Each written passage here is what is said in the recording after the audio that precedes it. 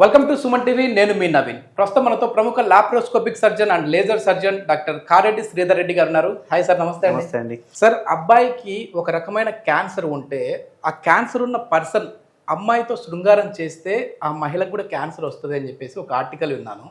So ఏంటి, ఏ type of cancer అండి? అయితే మీ క్వశ్చన్లో కొంచెం చేంజ్ చేస్తాను, ఏమనుకోకపోతే. ఏంటి అంటే ఇక్కడ అబ్బాయిలకు క్యాన్సర్ వచ్చిన తర్వాత అమ్మాయిలకు క్యాన్సర్ రావడం అనేది కాదు. ఇక్కడ కొన్ని రకాల క్యాన్సర్స్ ఏవైతే ఉంటాయో శృంగారంలో పాల్గొన్నప్పుడు ఆ క్యాన్సర్లు వచ్చే అవకాశాలు ఉంటాయి.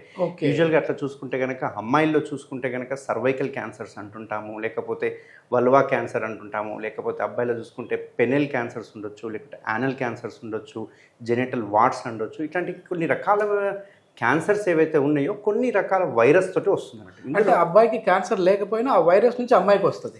ఎస్, ఇక్కడ ఎగ్జాక్ట్లీ పాయింట్. ఏంటి అంటే ఇక్కడ కొన్ని రకాల వైరసెస్ ఉన్నాయి. అందులో ముఖ్యమైన వైరస్ సెక్షువల్లీ ట్రాన్స్మిటెడ్ డిసీజ్లో ఇప్పుడు ప్రపంచం మొత్తం ఒక దాని గురించి చర్చ జరుగుతుంది. ఏంటి అంటే హెచ్పివి, దాన్నే హ్యూమన్ ప్యాపిలోమా వైరస్ అంటారు. ఇందులో చాలా వేరియంట్స్ ఉంటాయి హ్యూమన్ ప్యాపిలోమా వైరస్లో. అయితే ఈ వేరియంట్స్లో ఏంటి అంటే ఇది ఈక్వల్గా అమ్మాయిలకు అటాక్ కావచ్చు, అబ్బాయిలకు అటాచ్ కావచ్చు. మనకు మామూలుగా కూడా ఉంటుంది వైరస్ అనేది మన బాడీలో ఉంటుంది. కానీ అది ఎప్పుడైతే ఇమ్యూనిటీ తక్కువ అవుతుందో దాని యొక్క స్ట్రెంగ్త్ ఎక్కువైనప్పుడు మనకు క్యాన్సర్లు వచ్చే అవకాశాలు ఉంటాయి. ఇందులో ముఖ్యంగా సర్వైకల్ క్యాన్సర్. సో ఈ సర్వైకల్ క్యాన్సర్ రావద్దని మనము కొన్ని రకాల వ్యాక్సిన్స్ ఇస్తాం. ఈ వ్యాక్సిన్స్ ఆడవాళ్ళకి అని చెప్పి విన్నాం సార్ నేను చాలా వరకు కూడా. అంటే మగవాళ్ళకు కూడా ఉన్నాయి ఇట్లాంటి వ్యాక్సిన్స్. అయితే ఇది ఏంటంటే హెచ్పివి వ్యాక్సిన్ ఈక్వల్ అబ్బాయిలకి వేయచ్చు, అమ్మాయిలకి వేయచ్చు. దానికి ఒక స్పెసిఫిక్ ఏజ్ గ్రూప్ ఉందన్నట్టు. సో యూజువల్గా మన గవర్నమెంట్ కానీ మన గైడ్లైన్స్ ప్రకారం ఏంటంటే 9 to 14 ఈ 9 to 14 ఇయర్స్ వరకు మనం హెచ్పివి వ్యాక్సిన్ అనేది ఇస్తున్నాము. సో ఈ 9 to 14 ఈ హెచ్పివి వ్యాక్సిన్ ఏదైతే ఉందో 2 doses ఇస్తాం. 9 to 14 ఇయర్స్ ఏజ్ గ్రూప్ వాళ్ళకి ఒక 6 to 12 months గ్యాప్లో మనం ఇస్తుంటాం. అదే ఒకవేళ 15 to 45 ఇయర్స్ ఏజ్ వరకు, అంటే అప్పర్ లిమిట్ ఇస్ 45. కొన్ని రకాల వ్యాక్సిన్లు 25 వరకే ఇచ్చారు, బట్ కొన్ని రకాల వ్యాక్సిన్స్ వాళ్ళు 45 వరకు కూడా స్టడీస్ చేశారు. సో ఇట్లా 45 ఇయర్స్ వరకు 3 doses ఇస్తుంటాం.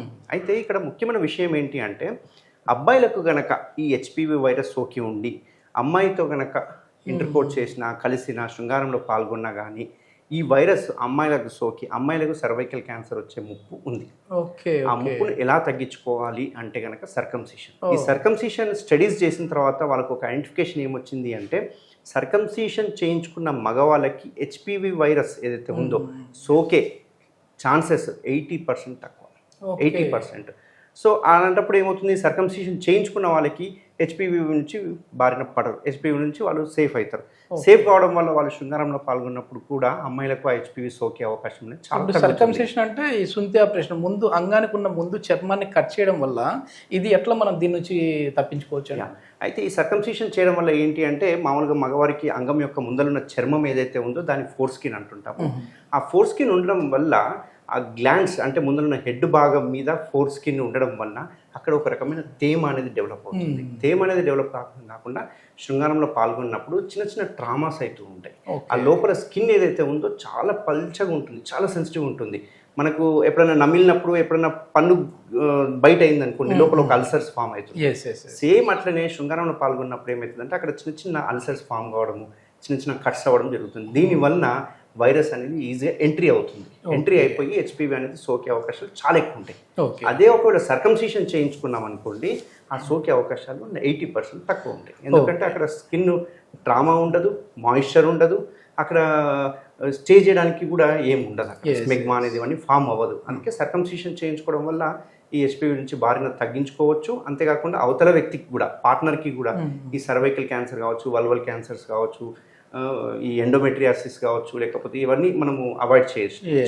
ఇప్పుడు ఈ సర్కంసిషన్ చేయించుకున్న తర్వాత కూడా ఈ వ్యాక్సినేషన్ అవసరం అంటారా సార్? అయితే ఇక్కడ సర్కంసిషన్ చేయించుకున్నా చేయించుకోకపోయినా వ్యాక్సినేషన్ చేయించుకోవడం వల్ల, ఎందుకంటే ఇందులో చాలా రకాల స్ట్రెయిన్స్ ఉంటాయి.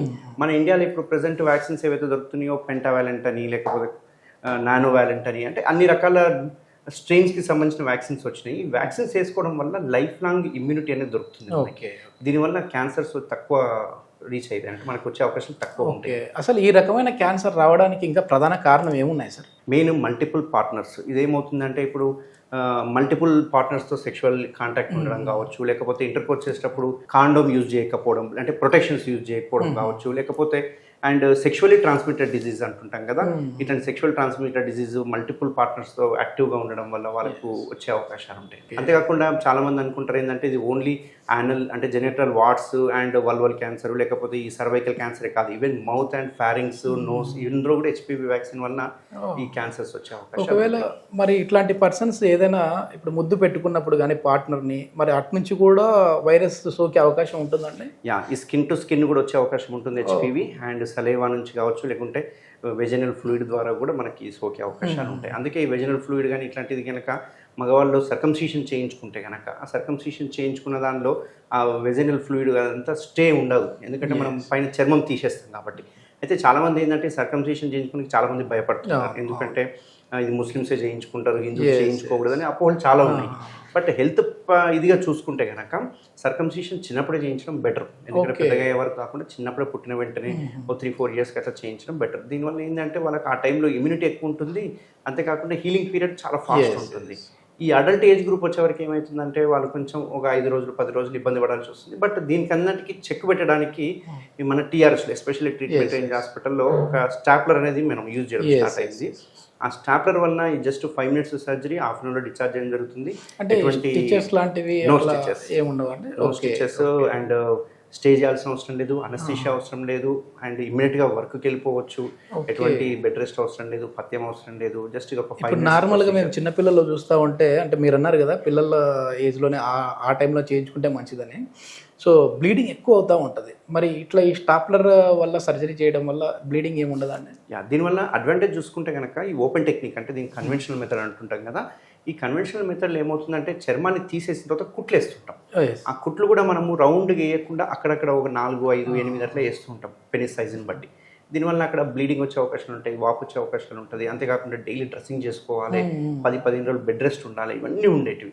బట్ మనం ఏదైతే యూజ్ చేసే స్టాప్లర్ ఏదైతే ఉందో వీటన్నిటికీ చెక్ పెట్టేస్తుంది. ఏంటి అంటే బ్లీడింగ్ ఉండదు, పెయిన్ ఉండదు, వాపు ఉండదు, డ్రెస్సింగ్ అవసరం లేదు, and with in half an అవర్లో వాళ్ళు ఆఫీస్కి వెళ్ళిపోవచ్చు. ఎటువంటి రెస్ట్రిక్షన్స్ లేదు లైఫ్లో. ఓన్లీ రెస్ట్రిక్షన్స్ ఏంటి అంటే కొంచెం ఎరెక్షన్ అవ్వకుండా ఉండమని చెప్తుంటాము, అండ్ కలవకూడదు, అది మేజర్ ఇంపార్టెంట్. ఒక 1 మంత్ వరకు కలవకుండా ఉంటే కనుక ఈ సర్జరీ చేసినట్టు కూడా తెలియదండి. ఇది మొత్తానికి ఏంటంటే అసలు కొన్ని రకాల క్యాన్సర్ రాకుండా మన చేతిలోనే ఉన్నాయి. సో సర్కంసిషన్ అనేది క్యాన్సర్స్ రాకుండా ఉండడానికి ది బెస్ట్ అని చెప్పేసి డాక్టర్ గారు చెప్తా ఉన్నారు. అదేవిధంగా ప్రతి ఒక్కరు కూడా ఈ వీడియో చూసేవారు ఈ హెచ్పివి గురించి పూర్తిగా అవగాహన తెలుసుకొని దీనికి సంబంధించిన వ్యాక్సినేషన్ ఏ విధంగా ఉంటుంది, సో ఏజ్ గ్రూప్ ఏంటి అనేది అయితే సార్ చెప్పారు. దీనికి సంబంధించి కూడా ప్రతి ఒక్కరు వ్యాక్సినేషన్ చేసుకుంటే మంచిది అని చెప్తా ఉన్నారు. Thank you sir. Thank you అండి.